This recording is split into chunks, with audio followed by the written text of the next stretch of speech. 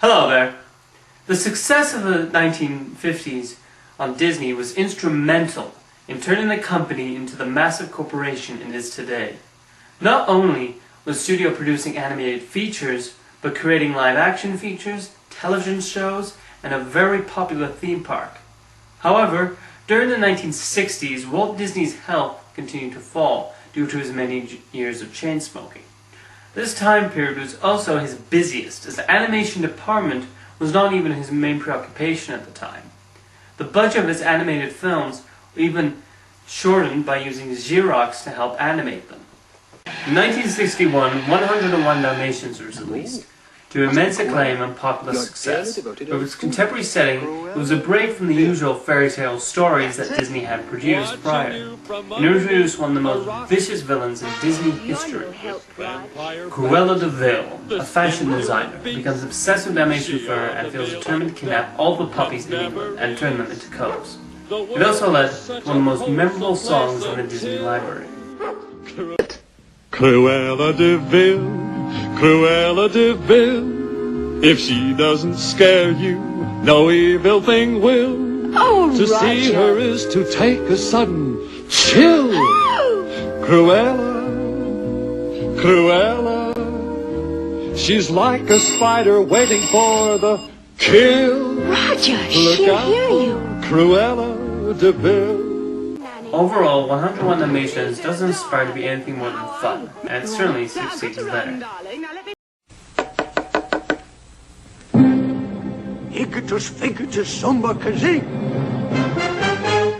I want your attention, everything. We're packing to leave. Come on, let's go. No, no, not you. Fox are always first, you know. Pockety, wockety, whack. Abracadabra. In 1963, The Sword in the Stone was released, the last animated film that Walt Disney saw completed and released. Like 101 Dalmatians, it was a box office success, and was simply a fun little adventure story about the birth of King Arthur. But looking at it closely, it does feel like Disney was taking a stab at his critics. Merlin represents Disney himself, the magic maker who brings joy to everyone, while his nemesis, Madame Mim, represents the crusty critic who dislikes anything with a happy ending and aimed at mainstream audiences who just want to have fun. Yet, even overlooking the dig at your average sad jack critic, The Sword in the Stone remains a joy to watch. After successfully adapting those two British texts, Disney decided to do an animated version of Rudyard Kipling's beloved Jungle Book. Disney decided he wanted the film to have a jazzy feel to it, including music, so as to appeal to contemporary audiences. I mean, bare necessities are Mother Nature's recipes that bring the bare necessities of life. Also a noteworthy set of characters are a group of vultures with Liverpool accents, inspired by a certain rock band. Ah, come off it. Things are right and dead all over. You mean you wish they were? Very funny. Originally, they were going to sing a song in the style of the Beatles, but Walt Disney felt that they would instantly become yesterday's news, and the film would instantly become dated. So it was changed to a barbershop quartet. I'm not even going to mention the irony that Sgt. Pepper's Lonely Hearts Club Band is still selling extremely well, and yet in about 2 years, Disney's own Jonas Brothers will be long forgotten. Nonetheless, The Jungle Book was a massive success upon its release, and is now one of the highest grossing films adjusted for inflation. Unfortunately, Walt Disney will not see The Jungle Book completed and released. Forget about your worries and your On December 15, 1966, Disney passed away due to complications of lung cancer. Contrary to popular belief that he was cryogenically frozen, Disney was actually cremated and his ashes were laid to rest in Glendale, California. The shock was felt among the Hollywood community and families around the world. One of the premier innovators and businessmen of the 20th century, and the man responsible for bringing animation to the masses, was gone, and hence there was also a sense of worry about whether the Walt Disney Company will be able to survive without their fearless leader.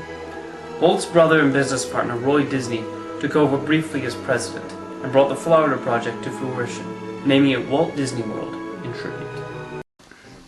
In 1970, the Walt Disney Company released The Aristocats, the last animated film Disney himself greenlit.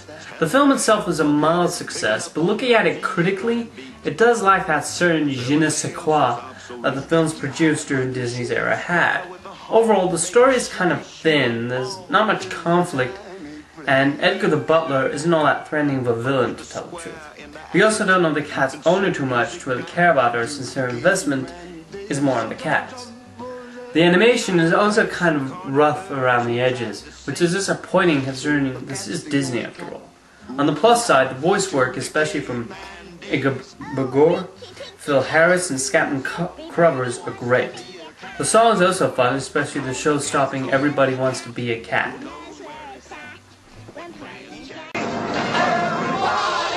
Everybody wants to be a cat, yeah! Everybody wants to be a cat! Everybody wants to be a cat! Hallelujah! Everybody wants to be a cat! Yet, it still led to more worry how long Disney would last after his death. In the next look back, I'm going to take a look at Disney's second dark age. Until then, see you next time. You see it's true, someone like me